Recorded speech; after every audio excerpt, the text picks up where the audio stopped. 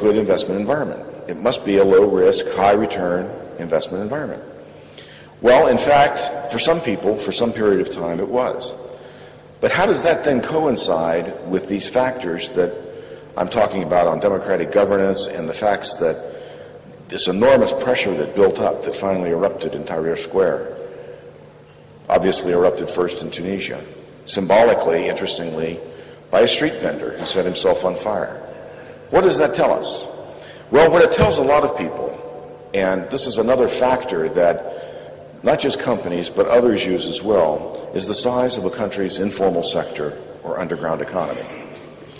And I would submit to you, countries with very high informal sectors and underground economies or underground economies are inherently risky, and investors are going to want to see a much larger rate of return. So how do you have this kind of booming 7%, 5% growth rate coexisting with the large informal sector? Well, one of the things I've discovered over the years of coming to Egypt has been, and this is true in many, many countries around the world, is that if you have a low-skilled workforce, high entry barriers to business, meaning that it's very difficult to register property, that it's very difficult to get a business license, and where credit ratings are available, but only for large companies, that in fact individuals don't have credit ratings, you're going to see a large informal sector. One of the greatest economic thinkers of our time is Douglass North, won the Nobel Prize in Economics for inventing something called the new institutional economics.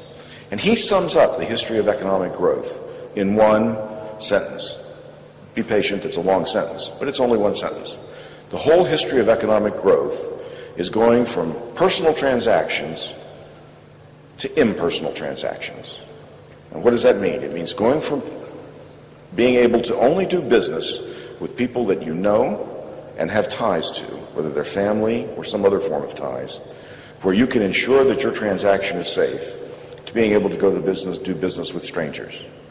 Now, our bankers here are able to do business in Egypt, but only with the large firms.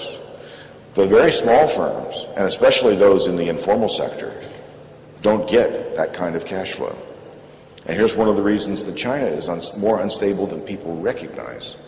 In China right now, there is a largely unregulated shadow economy financial market growing extraordinarily rapidly, so rapidly that the government has not been able to control it. Now, if the Chinese government can't control it, I would submit to you very few others can as well.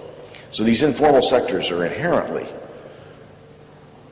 difficult, unstable, explosive, and in countries like Peru, where one of Doug North's many people who have implemented his work began measuring these things, Hernando de Soto, the informal sector is often the source of insurrection, rebellion, and terrorism, because there is no alternative for them.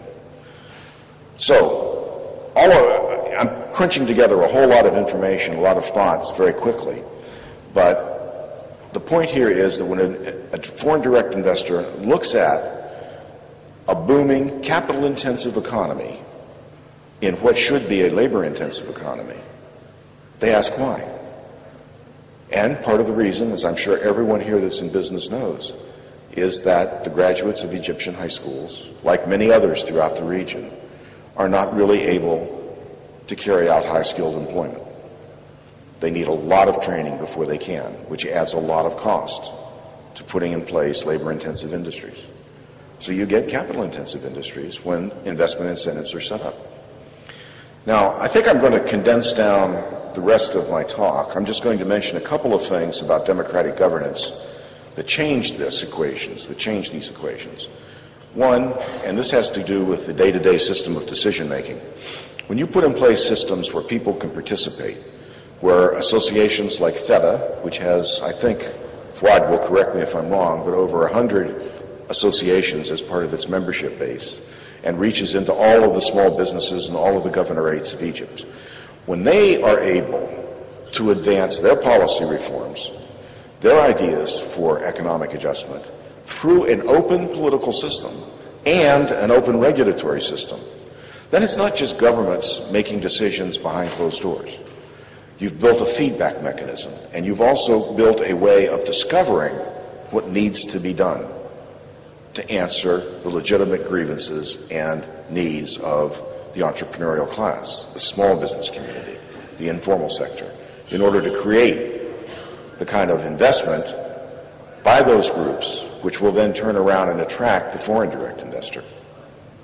So I highly recommend taking a look at Hernando de Soto's study of Egypt, which he released, I think, in 2004, which is on the website of the Egyptian Center for, help me out, Rhonda. What was the think tank he worked with here? The Egyptian Center for Market Studies, I think. But it is on their website, or if any of you are interested, I'll be happy to get it for you as well. Putting in place those kind of reforms through democratic governance makes a huge difference. But it has to be done through a process of open regulatory processes and democratic governance, because otherwise you don't get the reforms put in place correctly. You end up with something that is a false reform. Let me stop by saying that another part of what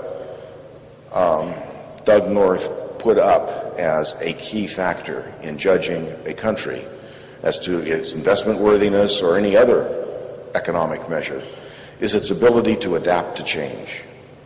If you have institutions that are frozen, that can't really adapt, he called it adaptive efficiency. Economists, of course, like to think about allocative efficiency. The resources are allocated to their best use within a society, within an economy. Doug added to that the idea of adaptive efficiency, that you can adapt to change. Now, that's a trait that I hope my country, America, United States of America, has a lot of, because we are in some deep trouble, and I think you all realize that.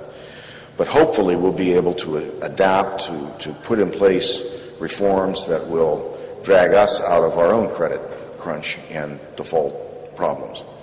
But for a country like Egypt, putting in place good, sound processes of democratic governance will affect, over the long term, your ability to attract and hold the interests of foreign investors as they see that property rights are protected, and intellectual property rights in particular are protected.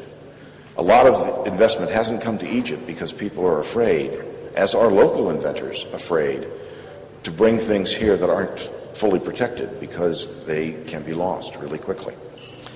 Now, I know many of you laughed a few years ago when the World Bank named Egypt as the #1 reformer in the world. And this will be my last remark. It was in their Doing Business report, where they rank, and I'm sure all of our panelists and the previous panel looks at these reports as well, where they rank a country in terms of its economic reforms. And Egypt was ranked #1 in terms of how many reforms it put into place, not in terms of overall performance. And then this happened. So how do you explain that? Well, you explain it very simply. What the World Bank report was rating was the law on paper. What Egyptians are living with is the law and the way it works, and the lack of enforcement. Enforcement is the third part of the triangle of democratic governance. Decision-making, leadership selection, but also enforcement. And that takes both a functioning bureaucracy, but also a stable legal regime which has some degree of independence. So those are just some thoughts from a quick survey of what investors around the world think about these things, and I hope it's been helpful. Thank you.